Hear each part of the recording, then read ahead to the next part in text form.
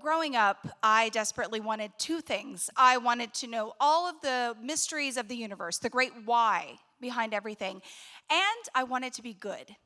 And Monday through Friday, when I was at school, these two things were very compatible because I was intellectually curious, that got me good grades, and good grades at school meant you were good.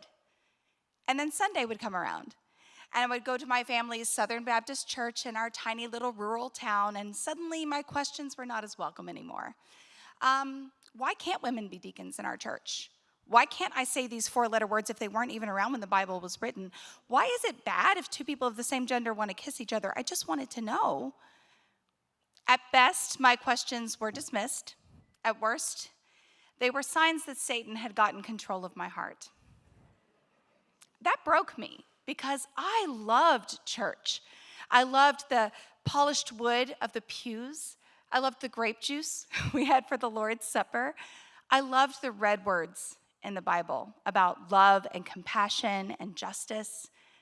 So at night I would go home and I would pray, why? Why am I like this, God? Why can't I just be a good Christian? Why can't I just accept things the way they are? But I never got an answer. So I learned to pretend. I hid this other part of myself, and I wanted everyone, my church, but especially my family, to think that I was good. So I'm in 5th grade, and I have this teacher. She's very exotic because she's from a place called Rhode Island. And she's just very innovative and creative, and Christmas time comes around, and at my tiny little public school in my tiny little rural Kentucky town, we do not have separation of church and state. Oh no, December is unabashedly, unsecularly about Jesus all throughout my school. And this teacher decides she's going to do things differently. And so she decides to teach us about all of these different winter traditions around the world. And that includes a holiday called Hanukkah. She has dreidels, a menorah, chocolate gelt. I don't know how she got her hands on these things in like rural Kentucky in the mid-'80s, but somehow she did. And all of us are enthralled by the idea of 8 nights of gifts. But for me, there's something deeper. I think, wait, there really are other religions besides the Southern Baptist and the Methodist in my town. And it makes me think, why? Why would God make some people born Jewish and some people born Christian if, as my church teaches me, there's only one path to God? Isn't that kind of cruel? But I don't have time to think about this too much because the parents, my own included, are very upset about this whole assignment, and it gets shut down very quickly. So years pass. I pretend to be a good Christian to everyone outside, but inside I become agnostic. I can't keep up with this anymore. I'm in college. It's my senior year. We have to do a religion course as a requisite to graduate. And the only thing available is History of the Bible Part 1. Oh, it sounds dreadful. So I get there and I meet my professor, and she's Jewish. She's the first Jewish person I've ever met. And this little light that kind of ignited in 5th grade gets a little brighter. And she says, okay, we're not going to call this the Old Testament. We're going to call it what it is, which is the Torah. And we're going to read it as if God is a protagonist in a literary work, and we're going to analyze why he does the things he does. We're going to learn about the councils that created the Torah and why they chose the books they chose, why they rejected the books they rejected, and suddenly these two parts of myself are converging. Like I'm learning about religion, which I've always been interested in, and I get to ask why, and it becomes my favorite class.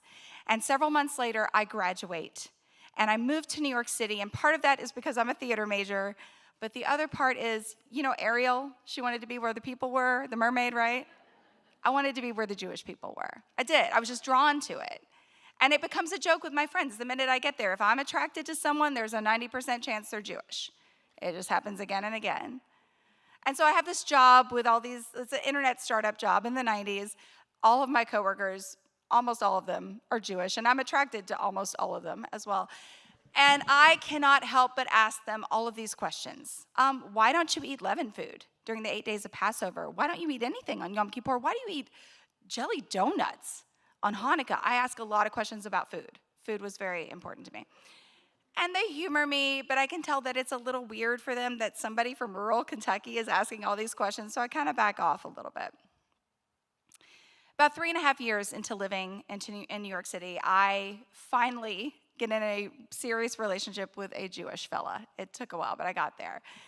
His name is Dave, and he's very culturally Jewish, but he's not religious. He tells me this, he doesn't really believe in God. So I don't really bring up the Jewish stuff. I just want to get to know him. And we're about a year into our relationship. I'm almost 27, he's 31. We've hit a crossroads. Like, we either get serious or this isn't really the relationship for us. And he sort of sheepishly tells me, look, I know it makes me kind of a hypocrite, but I always saw myself having a Jewish family. And it's this moment for me. I'm like, okay, this is the moment. And I say, you know what? You're going to be shocked to hear this. But I think I also see myself having a Jewish family. And he's surprised, but not in a bad way. And so the following Friday, we find ourselves at services at this tiny little synagogue in Hell's Kitchen in New York. And I don't know when to stand. I don't know when to sit. I don't understand any of the Hebrew. But I love the polished wood of the pews.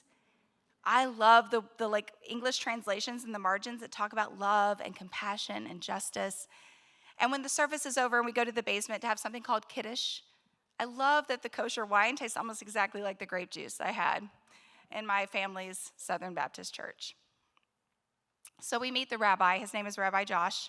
He's young. He's only a few years older than us. He's very charismatic and fun. And we tell him that I'm interested in Judaism, and I've done my homework. Of course I have. Of course I've done my homework. So I know he's supposed to reject me 3 times because you have to really want to be a Jew.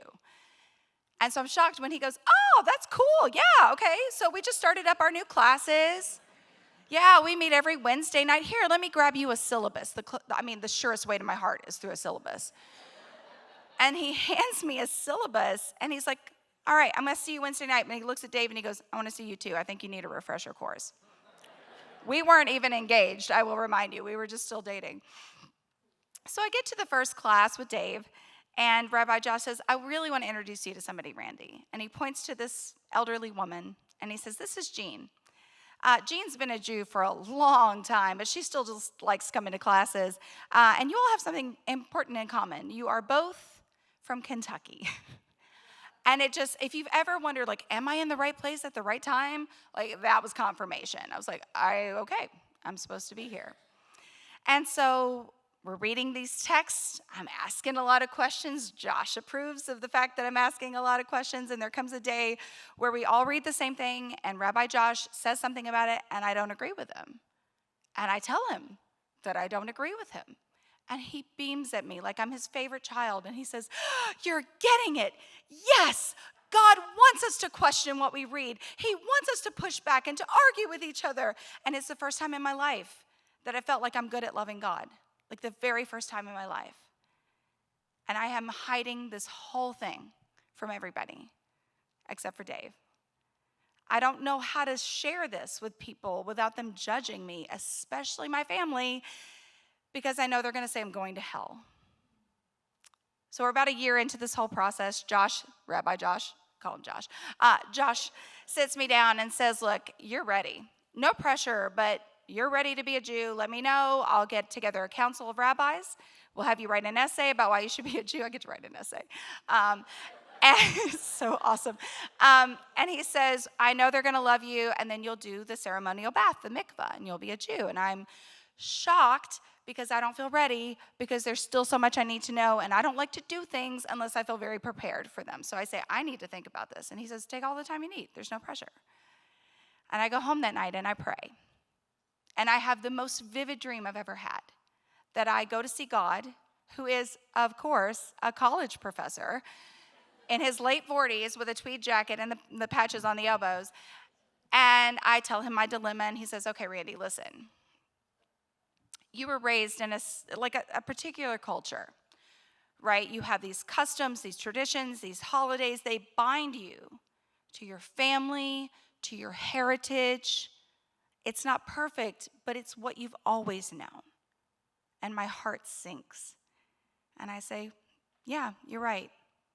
And then he says, but have you ever felt close to me through that? Ever, even once? And I say, no. And he says, why not try something new? So 2 weeks later, I'm standing on the edge of a pool. It's a very small pool indoors, kind of like not very ceremonious, really. It's just like white tile. I'm naked. There's an Orthodox Jewish woman watching me to make sure I do everything correctly. But otherwise, it's me, and it's the water, and it's God. The rabbis have given me the okay, and so I go through, like I submerge in the water. I say the blessings that I've practiced a million times, and I come out, and I, Randi Skaggs from rural Kentucky, am a Jew. Little by little, I reveal this to my friends, none of whom are at all surprised. But I don't tell my family until a month before the wedding that Dave and I eventually planned, about a year and a half after I converted. And I only tell them because the wedding is going to be very Jewish. And they probably should know before they get there. And it's every bit as bad as you imagine. There's crying and screaming and hanging up and ghosting and the multiple proclamations that I will be in hell when they are in the afterlife. But they come to my wedding. They're there. And I know that they're sad, but they're there. So I converted almost exactly 18 years ago. And if you don't know, in Judaism, 18 is a very important number. It is chai. It means life and hope. And last year, my daughter Stella had her bat mitzvah. And it was in the pandemic, of course, so we had a limited number of people who could be in the sanctuary with us. But 3 of those people were my mom, my brother, and my sister. And they were not there to merely tolerate my presence. They were there to celebrate my daughter. And they participated in the service by reading some of the English prayers that are a part of the service. They will never understand why I became a Jew. I will never understand why someone like me ends up in a family like that, honestly. But I think we've all grown to understand that there are so many different ways you can be good. Thank you.